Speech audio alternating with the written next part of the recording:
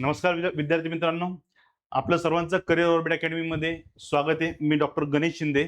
आज MPSC group बी चा 2026 चा जो रिझल्ट होता तो लागला आहे पूर्व परीक्षेचा, आणि ह्या पूर्व परीक्षेच्या निकालामध्ये एमपीएससीने धक्कातंत्र या ठिकाणी सुद्धा कायम ठेवलंय.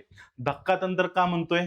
कारण की एमपीएससीच्या ग्रुप बी संदर्भातला जो काही कट ऑफ चालू होता, मार्केट म्हणजे चर्चा होती, तो कट ऑफ होता 48च्या अराउंडली.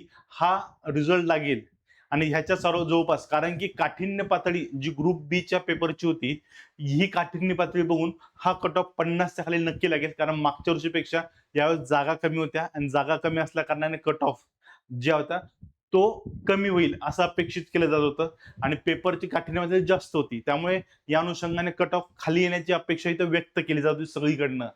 पण या सगळ्यांना काय केलंय, बाजूला सारलं गेलं एमपीएससीने, आणि कट ऑफ जो लागलाय तो म्हणजे किती लागलाय, 53.25 मेलचा. फिमेलचा 50.25 हा लागलाय. आणि नियर अबाउट सर्व कॅटेगरीमध्ये आपल्याला सेम सिच्युएशन ही दिसून येते.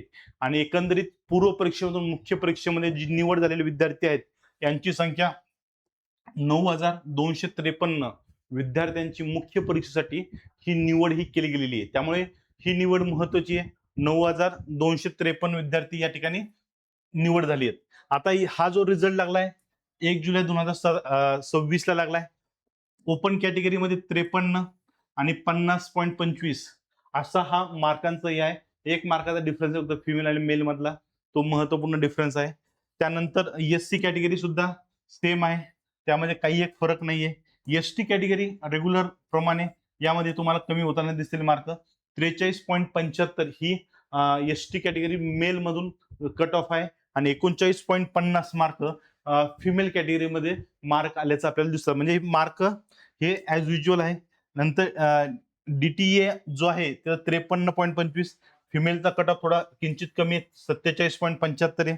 एनटीबी 52.75 आहे आणि 47.75 महिलांचा आहे. एसबीसी जे आहे 53.25 आणि महिला 50.25 एवढा कट ऑफ लागलेला आहे. त्यानंतर बघा, एनटीसी असेल, एनटीडी असेल, ओबीसी असेल, यांचा कट ऑफ सेम आहे 53.25 मेल, फिमेल 50.25 इक्वल इथं कट ऑफ हा लागलेला आहे. ईडब्ल्यूएस जो आहे इथं इथं थोडी घट झाली आहे. जनरल कॅटेगरीमध्ये 47.50 आहे, फिमेल 44 वरती त्यांचा कट ऑफ लागलाय. आणि स्पोर्ट्स मध्ये कोणी असेल तर त्याला 20 मार्कावरती या ठिकाणी त्यांचा कट ऑफ हा लागलेला आहे. एससीबीसी जे आहे 53.25 आहे, महिलांसाठी 50.25 आहे. हा ऍज युज्युअल आहे. दिव्यांगांसाठी सुद्धा काही प्रमाणात कमी आलेला आहे. कॅटेगरी ए मध्ये 49.75, बी मध्ये 38.25, सी मध्ये 52.75 आणि डीई मध्ये 37.50. जे ओफरएन आहे त्यांच्या संदर्भामध्ये ए बी कॅटेगरी जी आहे यामध्ये 26.50 आणि सी कॅटेगरीमध्ये 48.75 एवढा हा कट ऑफ लागलेला आहे. मग हा अनयुज्युअली कट ऑफ हा लागलेला आहे, अनपेक्षित कट ऑफ आहे. प्रत्येकाने 48च्या पुढे जे त्यांनी अभ्यासाला सुरुवात केली होती, अभ्यास थांबवायचा नाहीये. जे उत्तीर्ण झाले त्यांना मुख्य परीक्षा संधी भेटली, त्या सर्वांचं मनपूर्वक अभिनंदन आहे. त्यांनी अभ्यासाला सुरुवात करायची. जे होऊ शकले नाही किंवा काही मार्काने गेलेत यांनी हताश व्हायचं नाहीये, कारण की येणाऱ्या कालावधीमध्ये बऱ्याचशा एक्झाम्स आहे, सरळ सेवेच्या एक्झाम आहे. आणि नुकतंच एमपीएससीने सुद्धा सांगितलेलं आहे वर्षातून 2 ते 3 एक्झाम होणार आहेत. त्यामुळे 2 ते 3 एक्झाम ज्या होणार आहेत त्या आपल्या पथ्यावर पडणार आहेत. त्यामुळे पथ्यावर पडणार आहेत तर आपला अभ्यास थांबवायचा नाही, अभ्यास टू बी कंटिन्यू ठेवायचा आहे. कसलंही टेन्शन घ्यायचं नाहीये, निवांत अभ्यास करायचा आहे. आणि एमपीएससीच्या जो ऑफलाईन ची मागणी चालू आहे त्या ऑफलाईनच्या मागणीला तुम्ही सुद्धा समर्थन देण्यासाठी आता बाहेर येऊ शकतात. मुख्य परीक्षेत तयारी करणाऱ्या विद्यार्थ्यांनी आता अभ्यासाची तयारी लागा. तुम्ही इतर गोष्टीमध्ये येऊ नका, तुम्ही तुमचा अभ्यास करा.